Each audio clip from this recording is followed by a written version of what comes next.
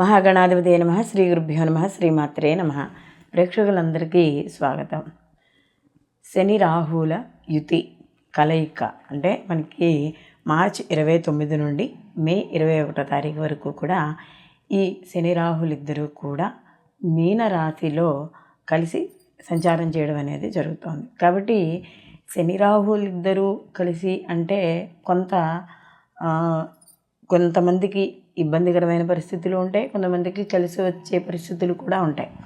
అయితే ఇవి ఇక్కడ మనకి పూర్వభాద్ర 4వ పాదం మీద ఇక్కడ వీళ్ళు సంచారం చేయడం అనేది జరుగుతుంది. కాబట్టి ద్వాదశ రాశుల వారికి ఈ శని రాహుల యొక్క కలయిక వల్ల ఎటువంటి ప్రభావాలు ఉండబోతున్నాయి, వీళ్ళు ఎటువంటి పరిహారాలు చేసుకుంటే వీటి తీవ్రత తగ్గించుకోవచ్చు అనే విషయాలు మనం తెలుసుకుందాం. ఎందుకంటే ఇది కేవలం మనకి ఈ తెలుసుకోవడం ద్వారా వచ్చే ఏవైనా విపత్తులు కావచ్చు, లేకపోతే మనకి జీవితంలో జరిగే కొన్ని అనుకోని సంఘటనలు కావచ్చు, మంచి కావచ్చు చెడు కావచ్చు, ఏదైనా మనకి తెలుసుకునే అవకాశము, ఒకవేళ ఏవైనా అనుకోని పరిస్థితుల్లో ఒకసారి ఏమైనా నష్టం కానీ లేకపోతే ఏమైనా ఇబ్బందులు కానీ కలిగితే వాటికి పరిహారంగా మనం ఎటువంటి పరిహారాలు చేసుకుంటే తీవ్రత తగ్గుతుంది అనే మనం పరిష్కార మార్గాలు కూడా తెలుసుకుందాం. కాబట్టి వీడియోని ఎక్కడ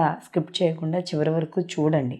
కుంభరాశి వాళ్ళకి కానీ చూసుకున్నప్పుడు ఇక్కడ మనకి ద్వితీయ స్థానంలో ఈ శని రాహువుల యొక్క యుతి అనేది జరగబోతుంది. ఈ శని రాహువుల యొక్క కలయిక వల్ల కుంభరాశి వాళ్ళకి ఆల్రెడీ ఏనాడు శని అనేది నడుస్తోంది. సో ఇక్కడ వీళ్ళకి ఏమవుతుందంటే జన్మలో ఉన్న శని ద్వితీయంలోకి వెళ్ళడం అనేది జరుగుతుంది. అంటే కుటుంబ స్థానం, ధనస్థానం, వాక్స్థానంలోకి ఈ యొక్క శని భగవానుడి సంచారం.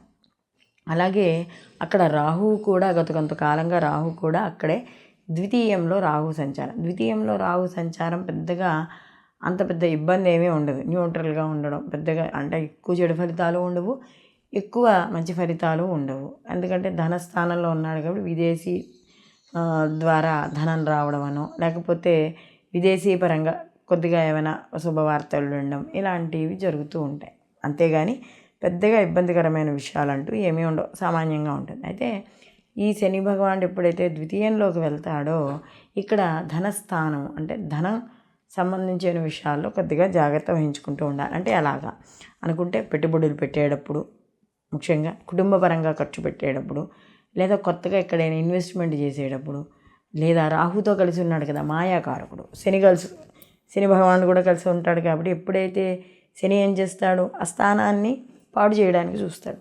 అంటే అక్కడ ధనస్థానాన్ని పాడు చేయడానికి, అంటే ధనస్థానం అంటే ఏదైనా ఒక జూద రూపంలో కానీ లేకపోతే ఏదైనా మోసపోవడం కానీ, సంబంధం లేని విషయాల్లో కలవజేసుకోవడం వల్ల కానీ, ఎవరికైనా అప్పులు, ప్రామిసరీ రోడ్డు మీద సంతకాలు ఇలాంటి వాటి మీద, లేదా వాక్స్థానంలో కూడా ఉన్నాడు కదా కాబట్టి ఎదరవాడు చెప్పేవన్నీ కూడా మాయలో పడిపోయి ఏమవుతుంది అంటే ఎదరవాళ్ళతో మాట్లాడేటప్పుడు జాగ్రత్తగా మాట్లాడరు, వాళ్ళు ఎదరవాళ్ళు మాట్లాడిన దానికి వీళ్ళు పొంగిపోయి మోసపోయి అది మంచిగా చెడా అనేది ఆలోచించుకోకుండా ముందుకు వెళ్ళిపోయి ధనపరంగా నష్టపోవడం అనేది ఎక్కువగా ఇక్కడ జరుగుతుంది. కాబట్టి ఇలాంటి విషయాల్లో తప్పనిసరిగా చూసుకోవాలి. అలాగే వ్యాపారపరంగా కూడా జాగ్రత్త ఉండాలి. వ్యాపార విస్తరణ అనేది ఈ కొంతకాలం ఏదైతే ఉందో ఈ సమయం కాస్త పెట్టుబడులు పెట్టేటప్పుడు వాటిలో కూడా ఆలోచించి పెట్టడం అనేది మంచిది. అలాగే సంతాన విషయాల్లో కొద్దిగా జాగ్రత్త వహించుకోవాలి. సంతానానికి సంబంధించి స్నేహితుల విషయాల్లో కానీ, లేదా ఏవైనా చెడు అలవాట్లు అంటే స్నేహితుల ద్వారా కొంత చెడుగా అయ్యే అలవాట్లు, ఆన్లైన్ గేమ్స్ ఇలాంటివి ఉంటూ ఉంటాయి కదా, వీటికి ఎడిట్ అయిపోకుండా దూరంగా ఉండడం అనేది మంచిది. ఎందుకంటే ఈ ఆన్లైన్ గేమ్స్ వల్ల కానీ వీటి వల్ల కానీ మోసపోయే అవకాశం, తద్వారా డబ్బులు కోల్పోయే అవకాశం అనేది ఉంటుంది. కాబట్టి ఇలాంటి విషయాల్లో కుంభరాశి వాళ్ళు జాగ్రత్తగా ఉండాలి.